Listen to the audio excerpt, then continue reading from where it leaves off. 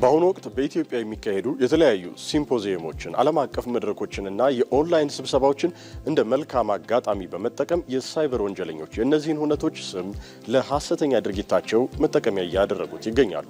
እነዚህ አካላት የማህበረሰቡን የግል መረጃ ለመስረቅ፣ የባንክ ሂሳቦችን ለመመዝበር፣ የዲጂታል ደህንነትን ለማናጋት በተቀናጀ መልኩ እየሰሩ መሆኑን የኢንፎርሜሽን መረብ ደህንነት አስተዳደር ገልጿል። እነዚህ የሳይበር ጥቃቶች የሚፈጸሙት ማህበረሰቡ ትኩረት የሚሰጣቸውን ተፈላጊ ወቅታዊ የሆኑና የተለያዩ ጉዳዮችን መነሻ በማድረግ በተዘረጋ በተለያዩ ስልታዊ ማታለያ ዘዴዎች ነው። አጭበርባሪዎቹ ሲምፖዚየሙ ለተሳታፊዎች የተዘጋጀ ነፃ የኢንተርኔት ፓኬጅ፣ ልዩ የስራ ቅጥር ወይም ይህ የስብሰባ መሳተፊያ ሊንክ ነው፣ ከፍተው ይግቡ የሚሉ አሳሳችና ማራኪ መልእክቶችን በማሰራጨት ተጠቃሚዎች በመልእክቱ ውስጥ የተካተተውን ሊንክ እንዲጫኑ ያደርጋሉ።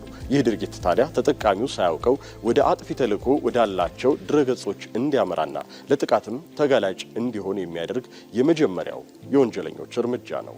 ጥቃት አድራሾቹ የአንዳንድ ግለሰቦች የግንዛቤ እጥረትና ትኩረት ማጣት የተነሳ የሚላኩላቸውን ሊንኮች፣ መልእክቶች በጥንቃቄ መመርመር ዕድላቸው አነስተኛ መሆኑን ተከትሎ ወንጀለኞቹ ይህንን ሁኔታ እንደ ምቹ አጋጣሚ እየተጠቀሙበት ይገኛሉ።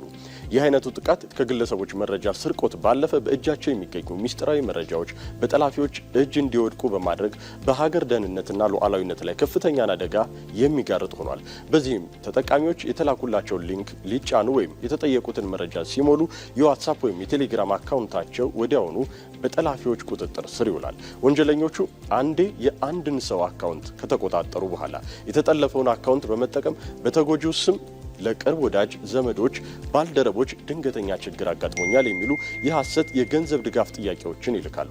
ይህም ድርጊት በማህበረሰቡ መካከል ያለውን መተማመን ከመሸርሸሩም ባለፈ ከፍተኛ መጠን ያለው የገንዘብ ማጭበርበር እንዲመዘበር በማድረግ መጠነ ሰፊ ኢኮኖሚ፣ የስነ ልቦና ጉዳትም እያደረሰ ይገኛል። መሰል የሳይበር ደህንነት ስጋቶችን ለመቀነስ የመንግስትና የግል ተቋማት እንዲሁም ማህበረሰቡ ከመቼውም ጊዜ በላይ ከፍተኛ ጥንቃቄን ሊያደርጉ እንደሚገባ የኢንፎርሜሽን መረብ ደህንነት አስተዳደር አሳስቧል። ከማይታወቁ ወይም ካልተረጋገጡ አድራሻዎች የሚላኩ ሊንኮችን ካለመክፈት ባለፈ አጠራጣሪ መልእክቶች ሲደርሱ ወዲያውኑ ሪፖርት እንዲሁም ደግሞ ብሎክ በማድረግ የጥቃት ስርጭቱን መግታትም ይገባልም ብሏል። በተጨማሪም ማንኛውም አይነት ሚስጥራዊ የይለፍ ቃል ወይም በስልክ የሚላክ የማረጋገጫ ኮድ ወይም ቬሪፊኬሽን ኮድ ለማንም አካል አለመስጠታችን ለዲጂታል ደህንነታችን ወሳኝ ነው።